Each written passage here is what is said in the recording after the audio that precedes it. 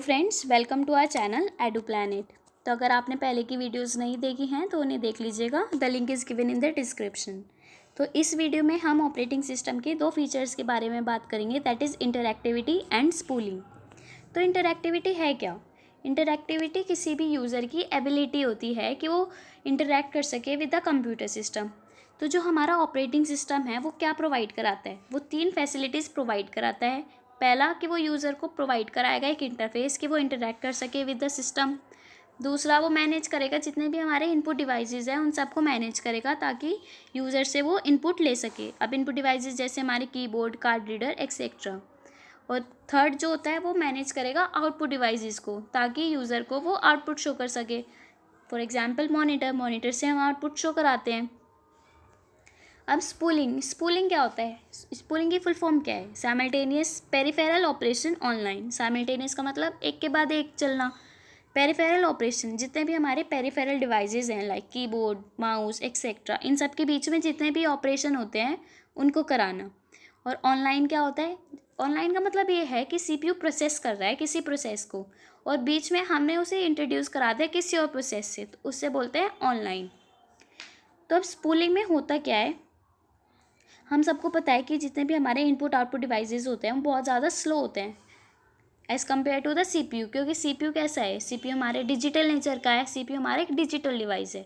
CPU, main memory, disc, ये सब जो हैं ये डिजिटल डिवाइसेस होते हैं और ये बहुत ज़्यादा फास्ट होते हैं।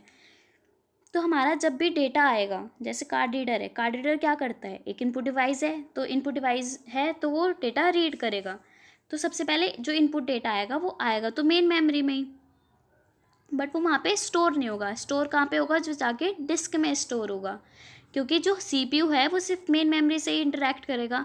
जो हमारा सीपीयू है वो सिर्फ मेन मेमोरी से ही इंटरेक्ट करता है। तो वहाँ से डिस्क में डेटा तो स्टोर हो गया, बट वहाँ से डिस्क से डेटा पास होगा अब कहाँ पे? मेन मेमोरी में। जब भी सीपीयू फिर उसे प्रोसेस करेगा उस डेटा को और जो रिज़ल्ट होगा वो फिर जाके डिस्क में स्टोर होगा। वहाँ से जो आउटपुट होगा फिर उसे आउटपुट डिवाइस को पास करेंगे। तो हमने स्पूलिंग में क्या देखा कि जो भी हमारा इनपुट डिवाइस है वो इनपुट डेटा को लेगा, वो मेन मेमोरी में भेजेगा, बट मेन मेमोरी में क्या होगा? डेटा सेव नहीं होगा। डेटा सेव कहाँ होगा? डिस्क में होगा। क्योंकि सीपीयू जो होगा वो सिर्फ मेन मेमोरी से इंटरेक्ट करता है, तो जो डेटा डिस्क में है उससे तो काम नहीं चलेगा। जो डेटा है उसे मेन मेमोरी में तो आना ही पड़ेगा।